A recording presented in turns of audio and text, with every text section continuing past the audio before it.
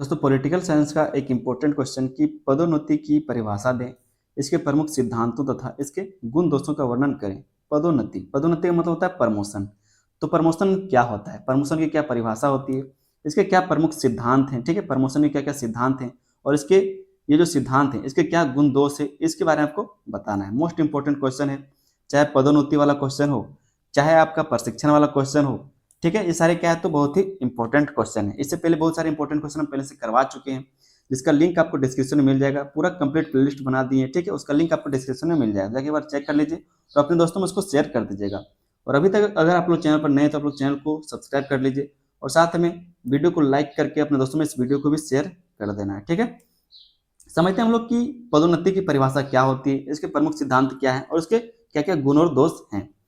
कहा जा रहा है कि किसी भी संगठन या फिर प्रशासन में कर्मचारियों को बेहतर कार्य करने के लिए प्रोत्साहित करना आवश्यक होता है। कि कोई भी संगठन होगा या फिर कोई भी संस्था, कोई भी प्रशासन है, ठीक है, जहाँ पर लोग काम करने के लिए जाते हैं, तो उसको कर्मचारियों को बेहतर काम करने के लिए अगर मान लीजिए उसको कह सकते हैं प्रोत्साहित करना है, तो उसके लिए क्या जरूरी है, पदोन्नति जरूरी है। क्यों जरूरी है? अगर किसी का प्रमोशन होते हुए लोग देखते हैं तो सोचते हैं कि अगर हम भी अच्छे से काम करेंगे तो मेरा भी सैलरी बढ़ेगा, ठीक है, हमको भी ज्यादा सुविधा मिलेगा, हमको भी गाड़ी मिल सकता है, बंगला मिल सकता है। इस ऐसे लोग सोचते हैं और अपने काम को बेहतर तरीके से करते हैं।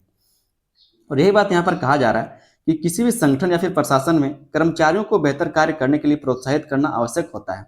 जब कोई कर्मचारी अपनी योग्यता, अनुभव, मेहनत और अच्छे कार्य के आधार पर उच्च पद प्राप्त करता है तो उसे पदोन्नति कहा जाता है।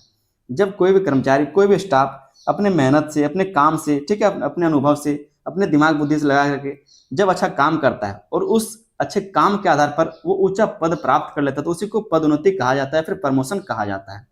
पदोन्नति कर्मचारियों को अधिक अधिकार, अधिक जिम्मेदारी, अधिक वेतन और अधिक सम्मान प्रदान करती है। इसलिए इसे कार्मिक प्रशासन का भी एक महत्वपूर्ण अंग माना जाता है। अगर पदोन्नति आएगा, अगर प्रमोशन आपको मिलेगा, उसके साथ आपको जिम्मेदारी भी बड़ा मिलेगा, लेकिन जिम्मेदारियों के साथ साथ आपको क्या है, सुविधाएं भी ज्यादा मिलेंगी, आपको गाड़ी, बंगला, ठीक है, ये सब कुछ मिलेगा। आगे दोस्तों हम लोग देख लेते हैं पदोन्नति की परिभाषा। कहा जा रहा है कि पदोन्नति का अर्थ किसी कर्मचारी को उसके वर्तमान पद से उच्च पद पर नियुक्त करना है। पदोन्नति मतलब प्रमोशन, प्रमोशन का मतलब जहां पर आप हैं उससे ऊपर बढ़ाना, उससे ऊंचे पद में ले जाना, उसी को बोलते हैं पदोन्नति या फिर प्रमोशन। जहां उसे पहले की अपेक्षा अधिक जिम्मेदारियां, अधिकार, प्रतिष्ठा तथा वेतन प्राप्त होते हैं। अगर उसका प्रमोशन होगा तो उसको क्या, ज्यादा जिम्मेदारी मिलेगा, ज्यादा अधिकार मिलेगा, ठीक है, प्रतिष्ठा, उसका इज्जत बढ़ेगा और ज्यादा पैसा भी मिलेगा। कुछ विद्वान हैं जिन्होंने इसके बारे में परिभाषा की है, वह L D white. L D white कहते हैं कि पदोन्नति एक ऐसे पद पर नियुक्ति है जहां कर्मचारी के कार्यों और उत्तरदायित्वों की वृद्धि हो जाती है। जहां पर क्या है तो कार्यों का और उत्तरदायित्वों का वृद्धि हो जाता है तथा सामान्यतः वेतन भी बढ़ जाता है और इसके साथ साथ क्या है तो उसका पैसा भी बढ़ जाता है, क्योंकि जब जिम्मेदारी बढ़ रहा है, उत्तरदायित्व बढ़ रहा है, जवाबदेही बढ़ रहा है, तो इसके लिए क्या, आपका सुविधा भी बढ़ेगा, आपका पैसा भी बढ़ेगा। दूसरे जो विद्वान वो है विलियम जी टॉर्पे। इनके द्वारा कहा जा रहा है कि पदोन्नति का अर्थ किसी कर्मचारी को ऐसे पद पर ले जाना है जहां उसे अधिक सम्मान, अधिक जिम्मेदारी और अधिक वेतन प्राप्त हो। बस आपको क्या करना है, नाम याद रख लेना है और जो हम आपको बता रहे हैं उस चीज को आपको लिख दीजिएगा, घुमा करके लिख दीजिएगा। कोई नहीं आपको चेक करेगा कि कौन सा आपने जो एल डी वाइट उनके हिसाब से लिखा है, कौन सा आपने विलियम जी के हिसाब से लिखा है। आपको जो समझ में आया, जो हम आपको बताएं, बस उस चीज को नाम के साथ जोड़ करके लिख दीजिएगा, ठीक है। नाम लिखना जरूरी है, तभी आपका सही होगा, नहीं तो फिर नहीं होगा। आसान भाषा में अगर हम लोग पदोन्नति या फिर प्रमोशन का मतलब समझे तो कह सकते हैं कि पदोन्नति केवल वेतन बढ़ने का नाम नहीं है, बल्कि कर्मचारी के पद, अधिकार, प्रतिष्ठा और उत्तरदायित्व में भी वृद्धि होना ही वास्तविक पदोन्नति है। ऐसा नहीं कि जिसका प्रमोशन होता है सिर्फ उसका पैसा बढ़ जाता है, पैसे के साथ उसका टेंशन भी बढ़ता है, ठीक है, जवाबदेही बढ़ता है, उत्तरदायित्व बढ़ता है, कर्मचारियों को संभालना पड़ता है, तो ये सब कुछ प्रमोशन के साथ सारी चीजें भी आती है, सिर्फ वेतन नहीं आता। आगे दोस्तों हम लोग देखेंगे पदोन्नति के प्रमुख सिद्धांत। पदोन्नति या फिर प्रमोशन के सिद्धांत, प्रिंसिपल ऑफ प्रमोशन। किसी कर्मचारी को उच्च पद देने के लिए मुख्य रूप से दो सिद्धांतों का प्रयोग किया जाता है। किसी भी कर्मचारी को, किसी भी स्टाफ को ऊंचा पद देने के लिए क्या है तो मुख्य रूप से दो सिद्धांतों का प्रयोग किया जाता है। पहला जो सिद्धांत है वो है वरिष्ठता का सिद्धांत, ठीक है, वरिष्ठता का सिद्धांत या फिर इसको बोलते हैं सीनियोरिटी प्रिंसिपल। इस सिद्धांत के अनुसार जिस कर्मचारी ने संगठन में सबसे अधिक समय तक सेवा की है उसे पहले पदोन्नति दी जानी चाहिए। ये जो सिद्धांत है, वरिष्ठता का सिद्धांत या फिर जो सीनियोरिटी का प्रिंसिपल है, ये कहता है कि जो भी स्टाफ जिस कंपनी में या फिर जिस प्रशासन में ज्यादा समय से काम कर रहा है, अपना उसमें टाइम दिया हुआ है, तो उसको प्रमोशन दिया जाना चाहिए। इसमें अनुभव और सेवा अवधि को सबसे महत्वपूर्ण माना जाता है। ये जो सिद्धांत है वरिष्ठता का सिद्धांत, इसमें किसको तवज्जो दिया जाता है? उसमें दिया जाता है अनुभव को, कि आपने इतने साल से काम किया तो इतना आपको एक्सपीरियंस है। इसमें किसको तवज्जो दिया जाता है? अवधि को, कितने दिन तक आप इसमें काम किए, कितने साल तक आप इसमें काम किए हैं। इस सिद्धांत का आधार यह विचार है कि लंबे समय तक कार्य करने वाला कर्मचारी संगठन के नियमों, कार्य प्रणाली और समस्याओं को अच्छी तरह समझता है, इसलिए उसे उच्च पद की जिम्मेदारी सौंपना उचित माना जाता है। ये जो वरिष्ठता का सिद्धांत है, इसमें यह माना जाता है कि जो व्यक्ति पहले से यहाँ पर काम कर रहा है, उसको इस संगठन के बारे में जानकारी है, नियमों के बारे में जानकारी है, कार्य करने के बारे में जानकारी है, क्या क्या समस्याएं हो सकती है और क्या क्या समस्याओं की समाधान किए जा सकते हैं, उसके बारे में उनको जानकारी है। इसलिए उस व्यक्ति को ऊंचे पद पर भेजना चाहिए। ठीक है, ये आपका पहला हो गया। दूसरा हो गया हमारा योग्यता का सिद्धांत। ठीक है, योग्यता का सिद्धांत, पदोन्नति के दो सिद्धांत है। ठीक है, पहला आपका वरिष्ठता का सिद्धांत और दूसरा आपका योग्यता का सिद्धांत। यहाँ पर होता है मेरिट प्रिंसिपल। ठीक है, जो योग्य है उस व्यक्ति को यहाँ पर भेजा जाता है। इस सिद्धांत के अनुसार पदोन्नति का आधार कर्मचारी की योग्यता, कार्यकुशलता, क्षमता, शैक्षिक योग्यता और उपलब्धियां होती है। मतलब जो व्यक्ति जितना पढ़ा लिखा होगा, जितना कर्मठ होगा, ठीक है, जितना योग्य होगा, जितने क्षमतावान होगा, जितना शिक्षित होगा, जितना उनकी उपलब्धि होगा, उस हिसाब से उसका पदोन्नति या फिर प्रमोशन किया जाएगा। इसमें सेवा अवधि की अपेक्षा कार्य की गुणवत्ता को अधिक महत्व दिया जाता है। मतलब आप कितने साल से कंपनी में काम कर रहे हैं, इससे कोई फर्क नहीं पड़ता, आप कितने काबिल हैं उस हिसाब से आपका प्रमोशन होता है। इस सिद्धांत के अंतर्गत वही कर्मचारी पदोन्नति प्राप्त करता है जो अपने कार्य में सबसे अधिक सक्षम और योग्य माना जाता है। योग्यता का मूल्यांकन विभागीय परीक्षा, साक्षात्कार, गोपनीय प्रतिवेदन तथा कार्य निष्पादन के आधार पर किया जाता है। और ये जो योग्यता डिसाइड किया जाएगा किसके आधार पर किया जाएगा? चाहे तो आपसे परीक्षा लिया जाएगा, साक्षात्कार किया जा सकता है, या फिर विभागीय परीक्षा हो सकता है, साक्षात्कार हो सकता है, या फिर गोपनीय प्रतिवेदन, मतलब कुछ सूत्रों से आप जानकारी मिल सकता है कि कौन ज्यादा काम कर रहा है, कौन बेहतर काम कर रहा है, उस हिसाब से आपको जो है पद मिल सकता है, ऊंचा पद मिल सकता है, प्रमोशन दिया जा सकता है। तो दोनों सिद्धांतों को हमने समझ लिया, वरिष्ठता का सिद्धांत और एक आपका वरिष्ठता का सिद्धांत हो गया और आपका योग्यता का सिद्धांत हो गया। आगे दोस्तों हम लोग देख लेते हैं वरिष्ठता के सिद्धांत का गुण। इसी तरह से हम लोग वरिष्ठता के सिद्धांत के दोषों को भी देखेंगे और दूसरे नंबर पर हम लोग योग्यता के सिद्धांत के गुण और दोषों को भी समझेंगे। ठीक है, तो पहले हम लोग देख लेते हैं वरिष्ठता के सिद्धांत के क्या क्या गुण है। पहला जो इसमें गुण है वो है सरल और स्पष्ट पद्धति। इसमें क्या है? बहुत ही सरल और स्पष्ट पद्धति, मतलब जो ज्यादा दिन तक काम कर रहा है सीधा सीधा उसका प्रमोशन हो जाएगा। ठीक है, यह सिद्धांत समझने और लागू करने में बहुत आसान होता है। इसमें यह स्पष्ट रहता है कि अधिक सेवा अवधि वाले कर्मचारी को पहले पदोन्नति मिलेगा, मतलब जो पहले प्रमोशन मिलेगा। तो बहुत ही सरल और स्पष्ट पद्धति इसमें होता है। जो वरिष्ठता का सिद्धांत है उसका एक गुण है कि आराम से यहाँ पर पदोन्नति या फिर प्रमोशन देने में कोई झिझक नहीं है, जो ज्यादा दिन से काम कर रहा है उसको प्रमोशन दे दो। दूसरा जिसका गुण है वो है पक्षपात की संभावना कम रहती है, मतलब जो ज्यादा दिन तक काम कर रहा है उसी का होगा, तो फिर पक्षपात रहा ही कहाँ, क्योंकि पदोन्नति का आधार सेवा अवधि होती है, इसलिए अधिकारियों की मनमानी या फिर पक्षपात की संभावना कम हो जाती है। जो सबसे ज्यादा दिन तक काम करेगा उसी का प्रमोशन होगा। तीसरा जो यहाँ पर हम लोग गुण देखेंगे वो है कर्मचारियों में सुरक्षा की भावना विकसित होती है। कर्मचारियों का विश्वास रहता है कि समय आने पर उन्हें भी पदोन्नति मिलेगी। इससे उनमें नौकरी के प्रति संतोष और सुरक्षा की भावना बनी रहती है। इससे क्या होता है? कर्मचारियों में सुरक्षा की भावना विकसित होती है, मतलब अगर लगातार हम यहाँ पर 10 साल तक काम करेंगे तो हमको प्रमोशन मिलेगा। इससे क्या होता है? उनको भरोसा रहता है, कर्मचारियों को या फिर स्टाफ को भरोसा रहता है कि अगर हम 10 साल यहाँ पर काम करेंगे तो मेरा वेतन बढ़ जाएगा, प्रमोशन मिल जाएगा। ठीक है, इस तरह से।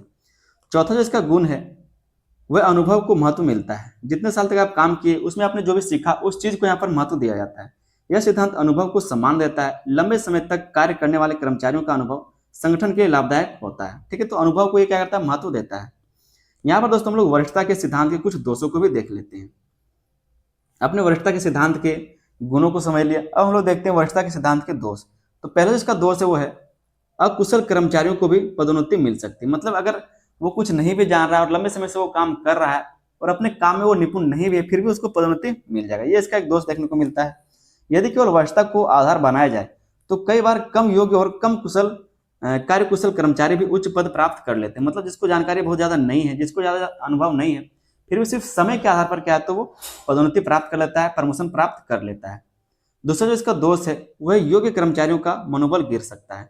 जो योग्य कर्मचारी लेकिन उसका समय ज्यादा नहीं हुआ है तो वो लोग क्या करेंगे? उसका मन टूट जाएगा कि यहाँ पर मतलब योग्यता को वैल्यू नहीं किया जाता, सिर्फ समय का वैल्यू किया जाता है। मेहनती और प्रतिभाशाली कर्मचारी स्वयं को अपेक्षित महसूस करेंगे क्योंकि उन्हें केवल वरिष्ठता के कारण पीछे रहना पड़ रहा है। तीसरा जिसका दोष देखने को मिलता है वो है कार्यकुशलता प्रभावित हो सकती है। जब योग्यता की जगह केवल सेवा अवधि को महत्व दिया जाता है तो प्रशासन की कार्य क्षमता पर नकारात्मक प्रभाव पड़ सकता है। तो ये कुछ इसके दोष हैं। आगे दोस्तों हम लोग योग्यता के सिद्धांत का क्या गुण है उस चीज को देख लेते हैं। आपको ऊपर भी बताए थे कि पहले हम लोग इसके सिद्धांतों को देखेंगे और उसके बाद जो भी इसके दोनों सिद्धांत थे इनके दोष और गुण दोनों को यहाँ पर हम लोग समझेंगे। तो इसके क्या एडवांटेज है उसको समझते हैं। पहले जो इसका योग्यता के सिद्धांत का जो गुण है वो है कार्य कुशलता में वृद्धि होती है। इसके कार्य कुशलता में वृद्धि होता है जब आप योग्य व्यक्तियों को प्रमोशन देते हैं। योग्य और सक्षम कर्मचारियों को उच्च पद मिलने से प्रशासन की गुणवत्ता और कार्यकुशलता बढ़ती है। जो सक्षम व्यक्ति अगर उसका प्रमोशन होगा तभी तो आपका कंपनी भी आगे बढ़ेगा, जो प्रशासन वो बेहतर हो सकेगा। दूसरा जो यहाँ पर इसका गुण है वो है कर्मचारियों को मेहनत करने की प्रेरणा मिलती है।